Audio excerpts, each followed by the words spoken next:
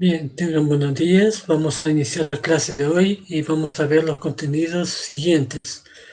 El 3.3 y 3.4. El primero es mencionar o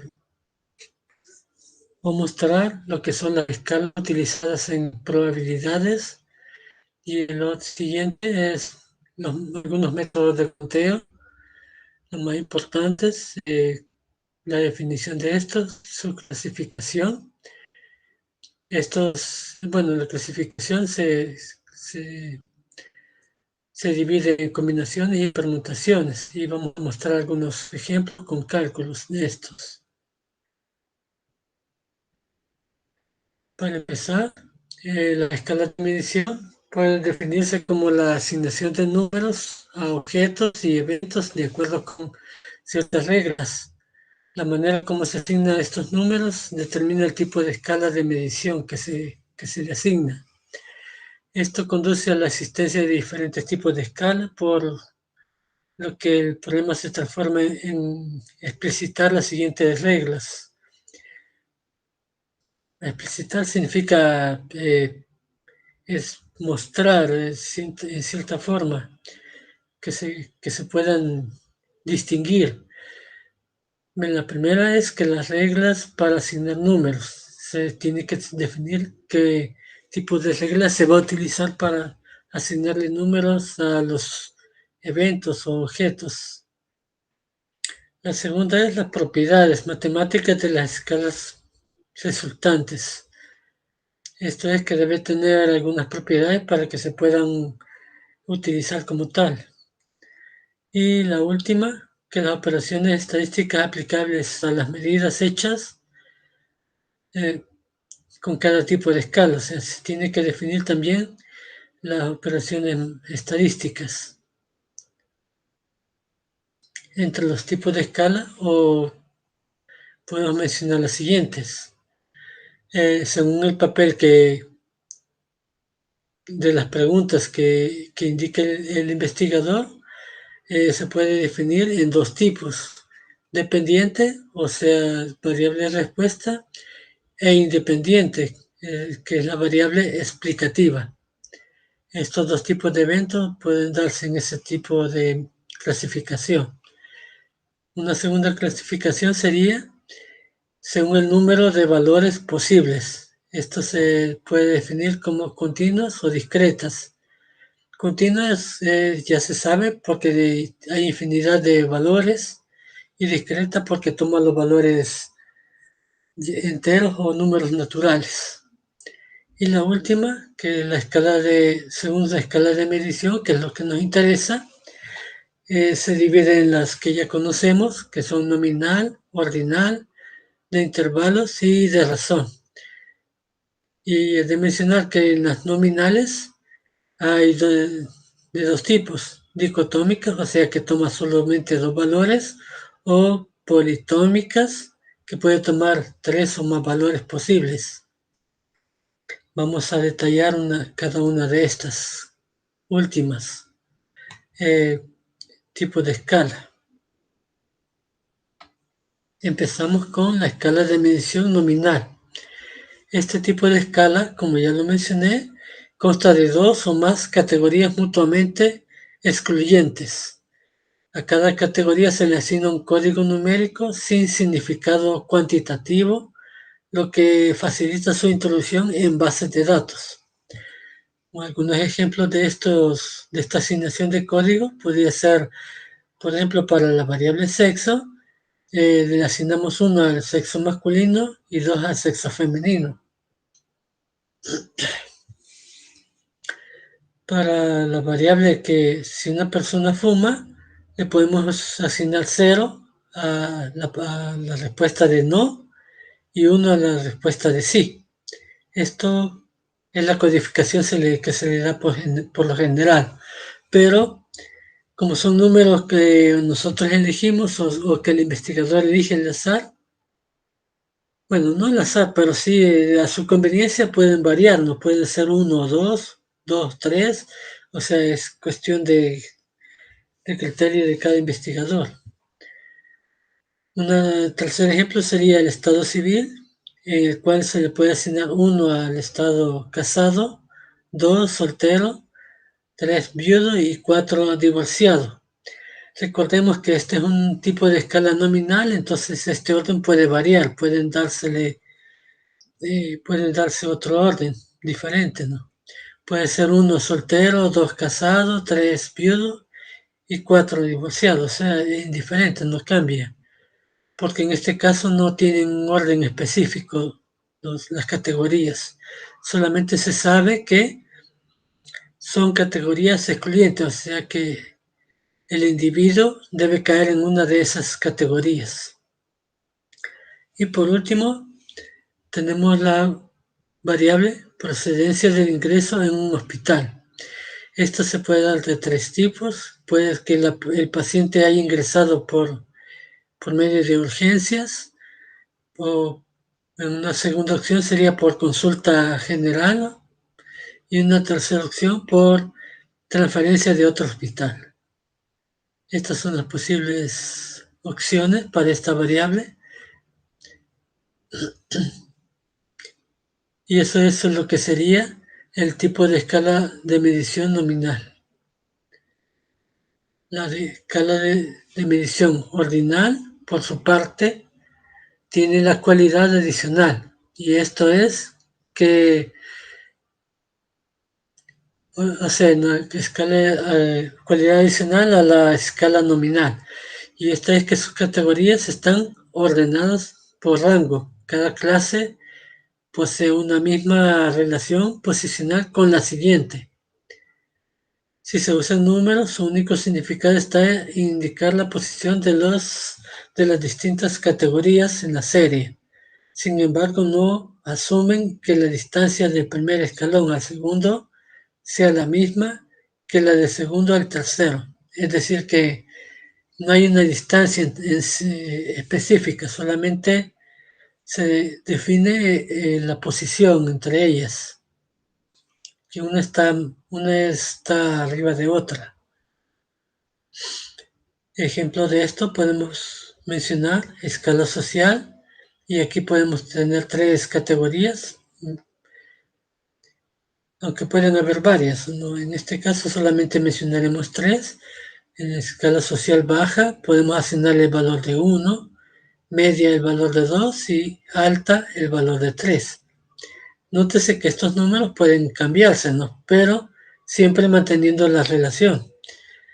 Le podemos asignar 1 a la escala social alta, 2 a la media y 3 a la baja. Otro posible ejemplo de esta sería la conformidad con una afirmación, o sea, una pregunta. Y la respuesta puede estar, el que responde puede estar completamente de acuerdo y se le asigna el valor de 1. De acuerdo parcialmente, pues la opción 2. Y, perdón, en total, en completo desacuerdo, la opción 1, en acuerdo parcial, la opción 2, y la opción 3 en total acuerdo. Esas podrían ser las opciones. ¿Preguntas hasta el momento?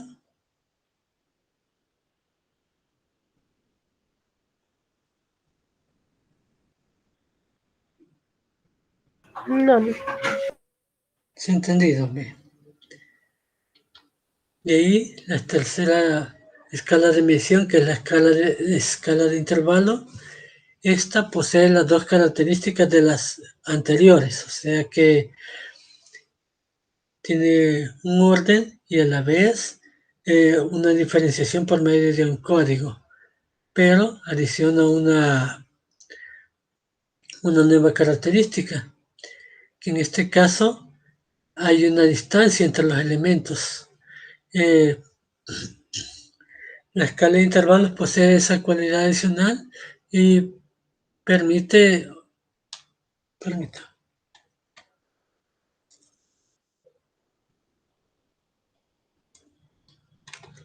pensé que alguien estaba diciendo.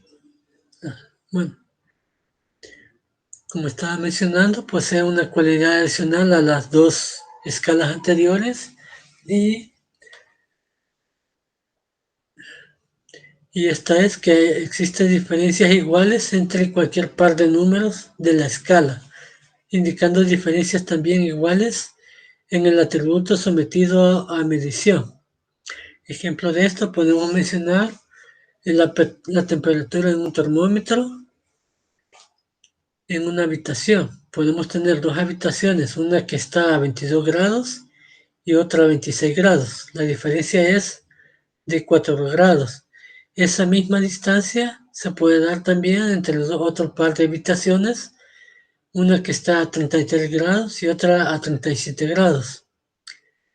Nótese que la diferencia siempre es de 4 grados, pero aquí he de mencionar que el cero no indica ausencia de la, de la característica, que en este caso no indica ausencia de temperatura.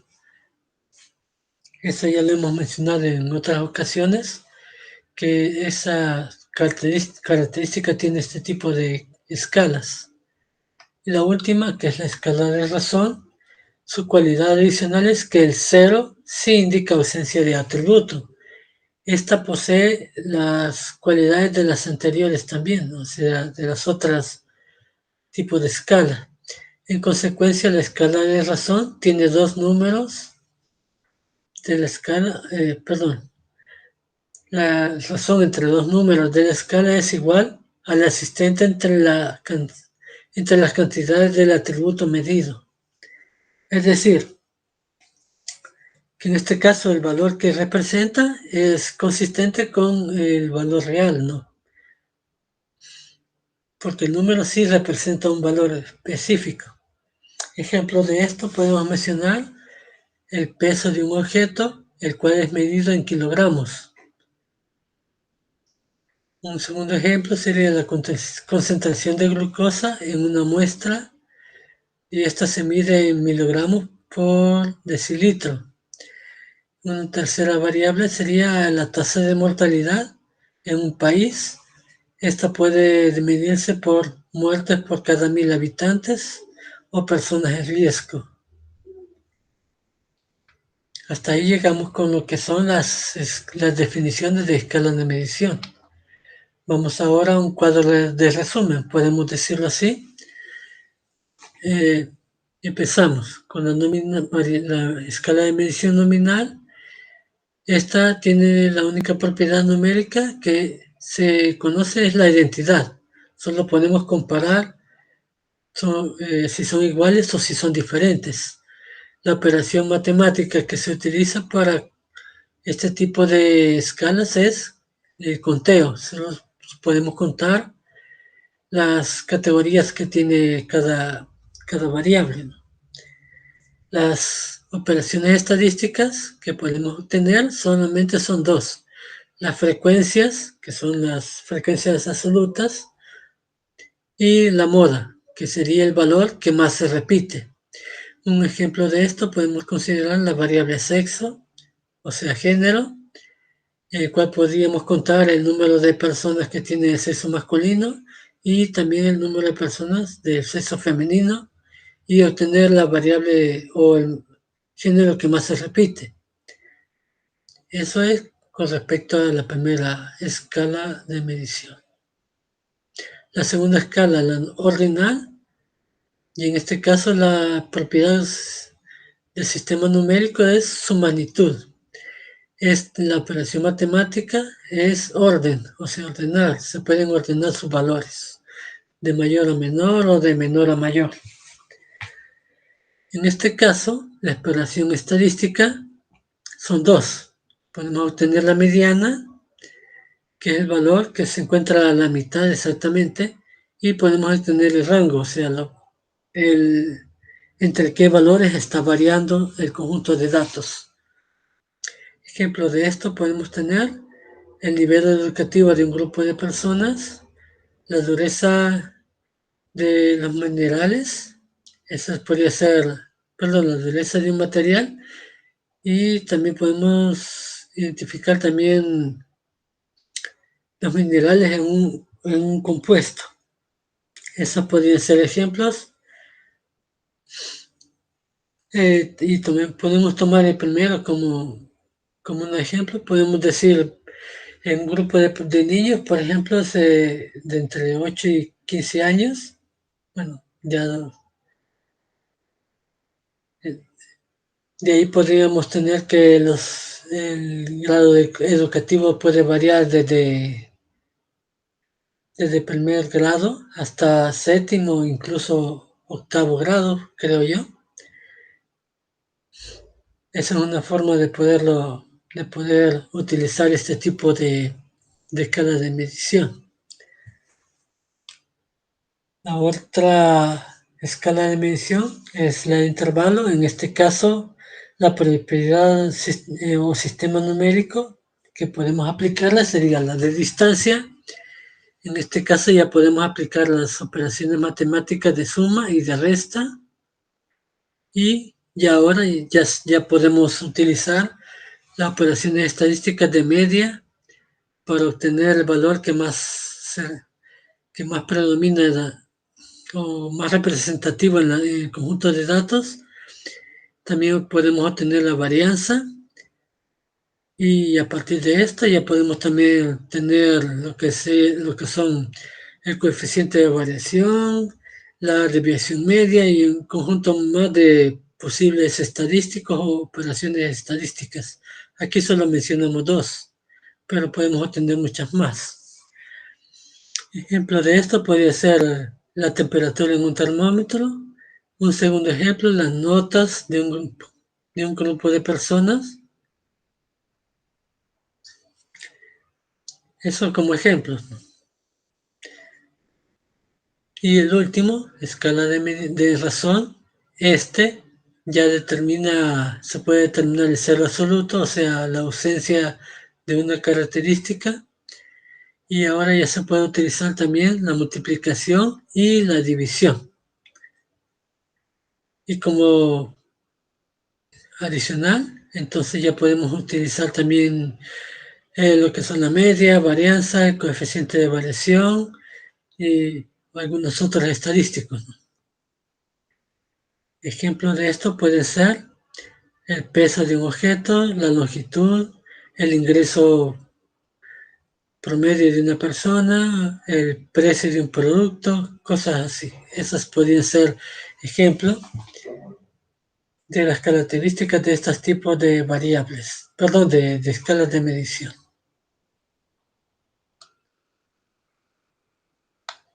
Preguntas hasta el momento antes de entrar a lo que son los métodos de conteo.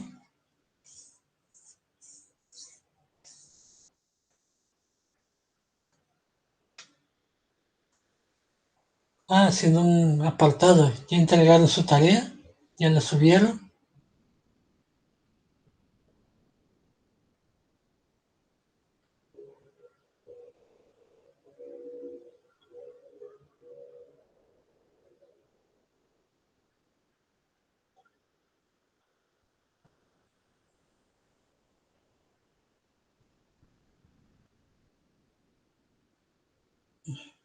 La respuesta. Bien. Voy a asumir que ya está eso controlado, entonces no hay problema. Bien, iniciaremos con lo que son los métodos de conteo. Vamos a mencionar algunos, algunos de ellos. Los métodos de conteo son estrategias utilizadas para determinar el número de posibilidades diferentes que existen al realizar un experimento. Los métodos o técnicas de conteo son utilizados en probabilidad y estadística para determinar el número total de posibles resultados. Y a partir de ello darles una ponderación para poder obtener probabilidades. Entre las técnicas de conteo se tienen el principio de la adición o suma, el principio de la multiplicación, lo que son las variaciones o permutaciones, las permutaciones con repetición y las combinaciones. Menciono que variaciones y permutaciones son similares porque el cálculo se hace de manera similar, por eso es que lo menciono. El primero, el principio de la suma es, suponemos que tenemos un evento E que puede ocurrir en M formas o maneras diferentes y un segundo evento F que puede ocurrir en N formas diferentes y ambos son de manera independiente o excluyente y supongamos que ambos eventos pueden o no pueden ocurrir al mismo tiempo, eh, entonces para obtener el número de formas que puede ocurrir E o F es, es de, el total es de M más N formas. Y aquí lo explico, ¿no? Tenemos una tarea que se puede hacer en dos secciones. La tarea 1 que es independiente de la tarea 2. La primera se puede hacer de M formas y la segunda de N formas. Entonces, para hacer la tarea general, entonces se puede hacer de M más N formas. Un ejemplo de esto podríamos decir que es el que queramos conseguir una respuesta para una impresora que se vende en 6 tiendas en San Salvador o 6 tiendas en Sonsonate. Entonces nos preguntamos de cuántas formas se puede adquirir el repuesto. Y pues la respuesta es, o la solución, es de que podemos ir a a una de las 6 tiendas en San Salvador o a una de las 8 tiendas en Sonsonate. Entonces el total de posibles formas de obtener el repuesto sería 6 más 8 igual a 14 posibilidades. Esto es porque podemos ir solamente a uno de los dos departamentos, no vamos a estar yendo a los dos porque solo necesitamos un repuesto y solo lo vamos a comprar en una tienda. De ahí que se tengan ese total de posibilidades.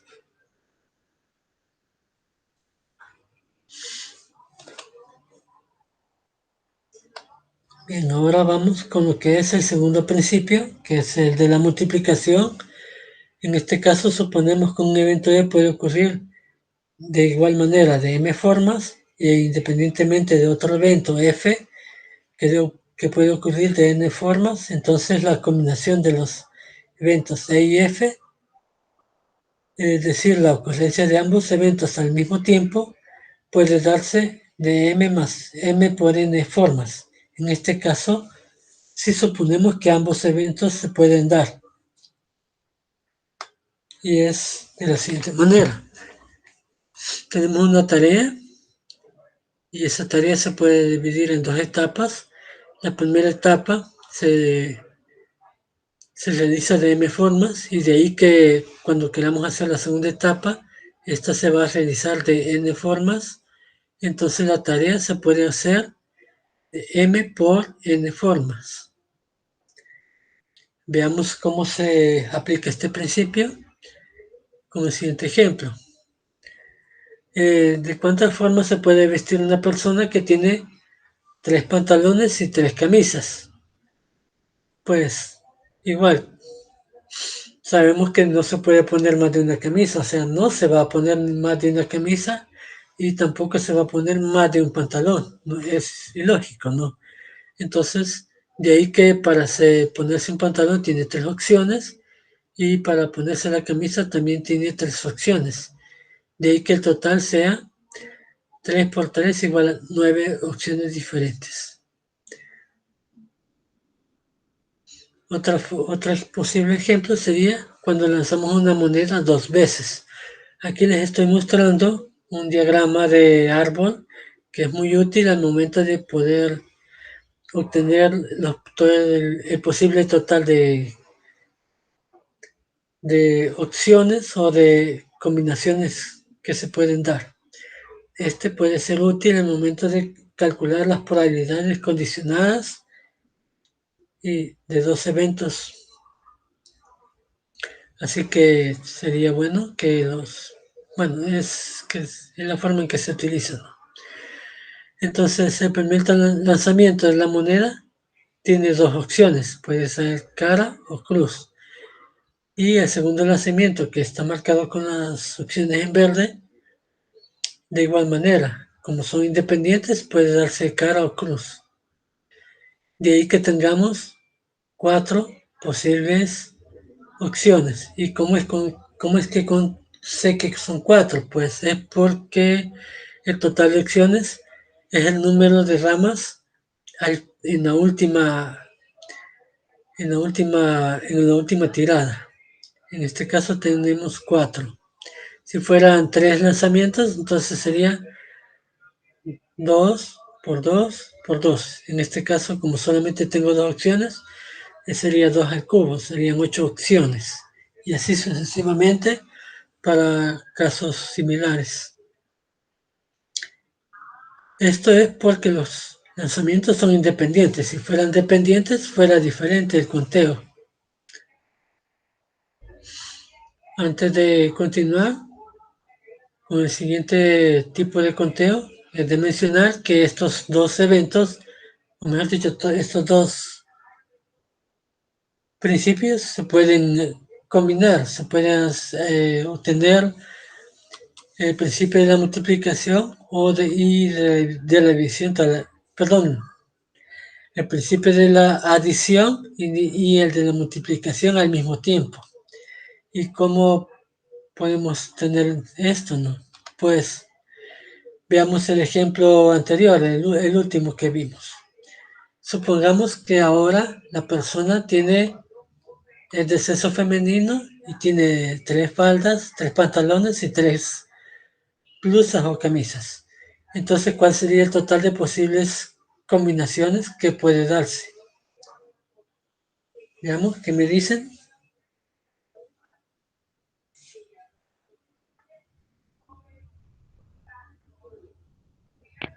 Serían 9 también. Sí, no, porque estoy mencionando que tiene tiene 3 faldas, tiene 3 pantalones y tiene 3 camisas. Entonces, tenemos primero que hallar las combinaciones de falda y camisa y después las de falda, perdón, las de pantalón y camisa. Entonces tendríamos que para las primeras opciones sí tendría 9. Con falda y camisa tendría 9 y para pantalón y camisa también tendría 9. ¿Y qué hacemos ahora? Pues se puede tener la opción de que se pongan las faldas o las camisas. Y en ambos casos eh, existen 9 opciones, entonces se tiene que sumar. Tendría un total de 18 opciones. Eso es considerando la lógica. No se puede poner falda y pantalón al mismo tiempo. ¿Sí? Bien, eso es como un ejemplo adicional que no lo escribí, pero que lo menciono porque se puede dar esa situación. Bien, el tercer tipo de forma de conteo serían las permutaciones o variaciones. Hay de mencionar que la variación de un conjunto de elementos es una disposición de dichos elementos teniendo en cuenta el orden. El número de variaciones o permutaciones de elementos tomados k a la vez, de k en k, se calcula con la siguiente fórmula: NBK, que se puede ejecutar de la siguiente manera. Se divide n factorial entre n menos k factorial. Debe tenerse cuidado que la diferencia se realiza primero y después se le aplica el factorial. Si k es igual a n, en ese caso se toma el conjunto completo de elementos que se está considerando. Entonces se tiene estas operaciones y al final el resultado me da n factorial.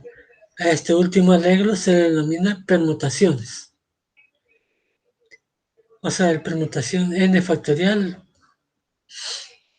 bueno, le llaman también permutaciones también a las variaciones. Eso es indiferente, que la forma que cómo se calcula es lo importante. Vamos con un ejemplo. Tenemos el siguiente. tenemos 3 personas, Eduardo, Carlos y Sergio, que se han presentado a un concurso de pintura. El concurso otorga $200 en primer lugar y 100 al segundo. Y nos preguntan de cuántas formas se puede repartir los premios de primer y segundo lugar. Tiene que tomarse en cuenta las características del experimento. Solo tenemos 3 personas y se le van a asignar los premios a 2, pero en este caso el orden sí es importante. No es lo mismo que Eduardo gane, a que Eduardo y Carlos gane, a que Carlos y Eduardo gane. O sea, porque el orden importa. Uno ganará el primer lugar y el otro el segundo. De ahí que el total de posibles opciones sería, como tenemos 3 personas y solo vamos a elegir 2, entonces tendríamos lo siguiente. De 3 elementos solo tomamos 2. Se puede poner permutación, así como se ha puesto aquí, o como variación. Ese es indiferente siempre y cuando se utilice esta fórmula, este cálculo. N factorial, donde n es 3, n menos k factorial, donde k es 2, sería 3 menos 2. Entonces, realizar las operaciones sería 3 factorial de 6 y 1 factorial es 1, entonces sería total 6 formas posibles. Esto es porque importa el orden.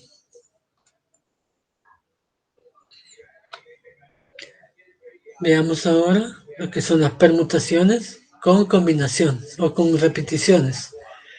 En este caso, se usa cuando en un total de n elementos hay un conjunto de elementos que se repiten a veces, otro conjunto se repite b veces y así sucesivamente.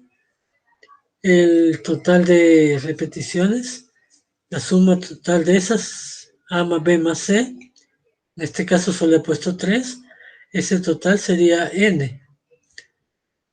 De ahí que la fórmula para calcular este tipo de combinaciones, de esto cuando los elementos se repiten, es de esta manera. N factorial se divide entre el factorial de cada repetición. Y vamos a mostrar esto con un ejemplo. Tenemos la siguiente palabra que es banana. Podemos ver que en esa palabra la B se repite solo una vez, la A se repite 3 veces y la N 2 veces. De ahí que si queremos obtener el número de palabras diferentes sin importar el sentido, permutando las letras de dicha palabra, entonces tendríamos que hacer lo siguiente, ¿no? Pero antes de hacer los cálculos, tenemos que notar que para obtener todas las posibles palabras, vamos a usar todos los elementos o letras de la palabra banana y tenemos que ver también que algunos de ellos se repiten. Esas dos condiciones se tienen que dar para poder aplicar permutaciones con repetición. Y esto es porque algunas palabras se pueden ser iguales, aun porque no podemos diferenciar entre una letra A con otra letra A. Eso es lo que está sucediendo. Y para el cálculo se tiene lo siguiente. El total de permutaciones o repeticiones, el total de posibles opciones de palabras serían, permutamos 6 factorial entre 1 factorial por 3 factorial por 2 factorial. Esto es porque la B se repite una vez, la A 3 veces y la N 2 veces.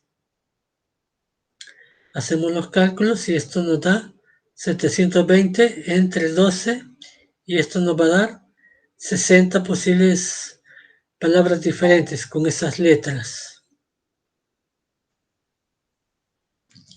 ¿Preguntas en este momento?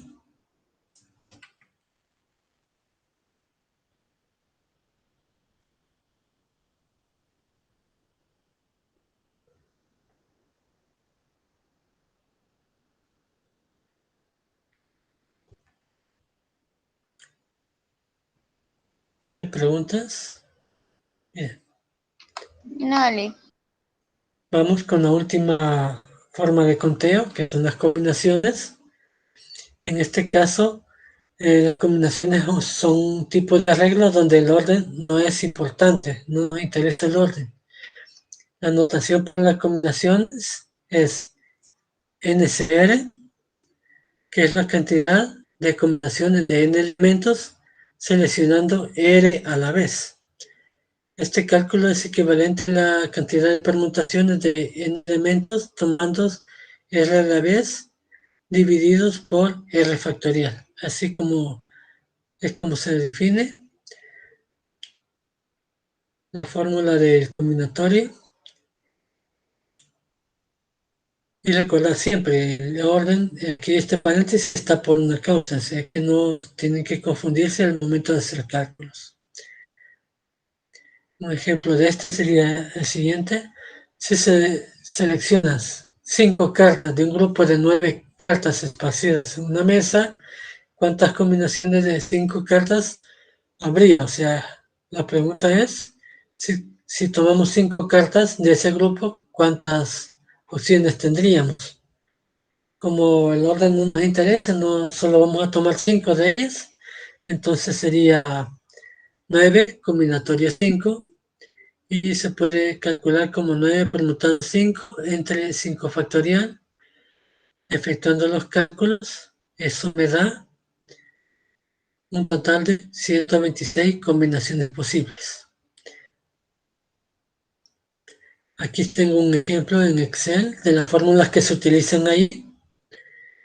Para el combinatorio se usa esta fórmula, combinar n, r, donde n es el total de elementos y r es el total de elementos a escoger de ese conjunto. En ese caso, estoy utilizando n igual 10 y para r estoy dándole los siguientes valores, de 0 hasta 10.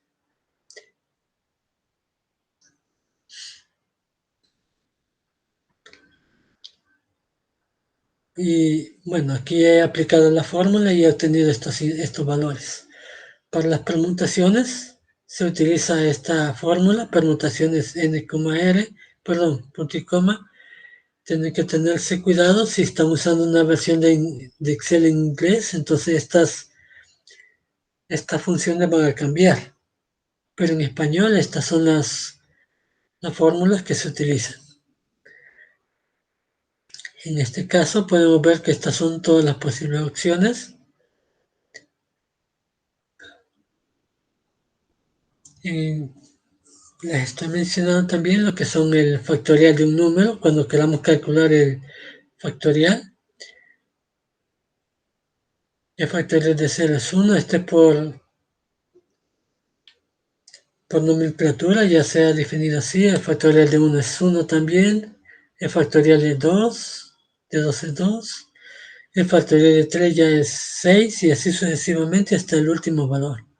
Vea que estas cantidades coinciden con las permutaciones de n, de n elementos del total de n.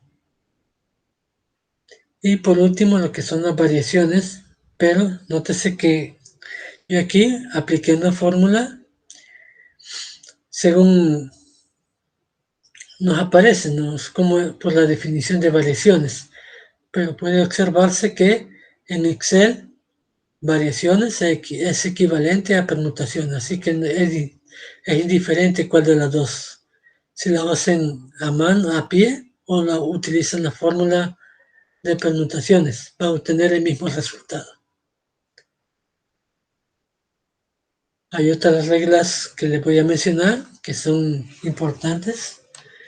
En este caso es cuando tenemos dos conjuntos y estos conjuntos comparten elementos entre sí. Entonces, en este caso usamos el principio de inclusión-exclusión.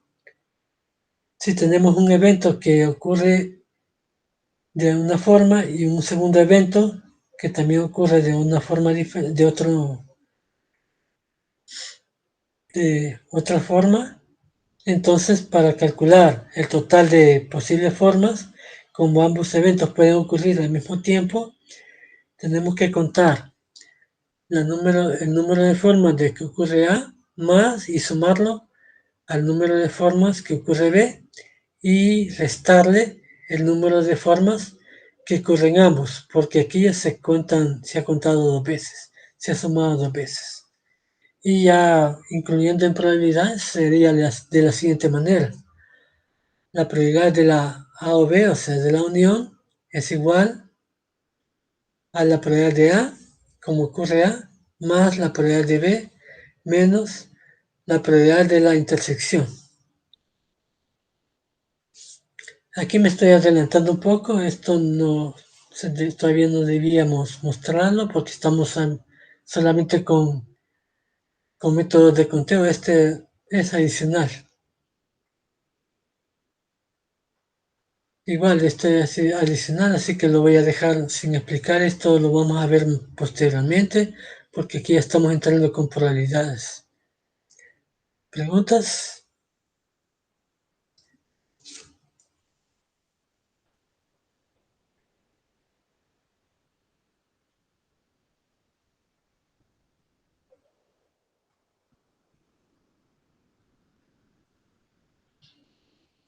De mi parte no, licenciado.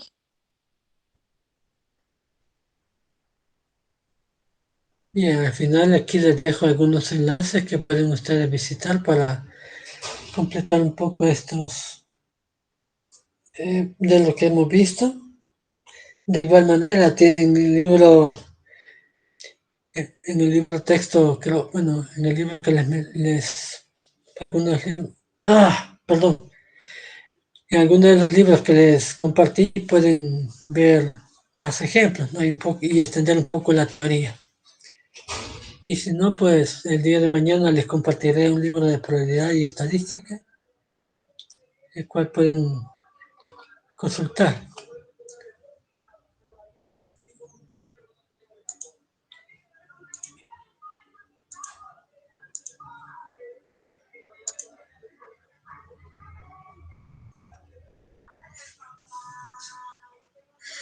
Bien, la pregunta del millón, ¿ya entregaron su tarea entonces?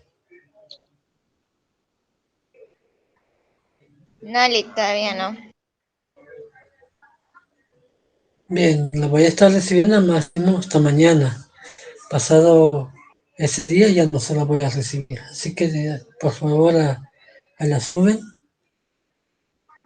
Y eso sería todo. Nos veríamos hasta mañana entonces. Que tengan un muy buen día. Ok, Lick, gracias, feliz día.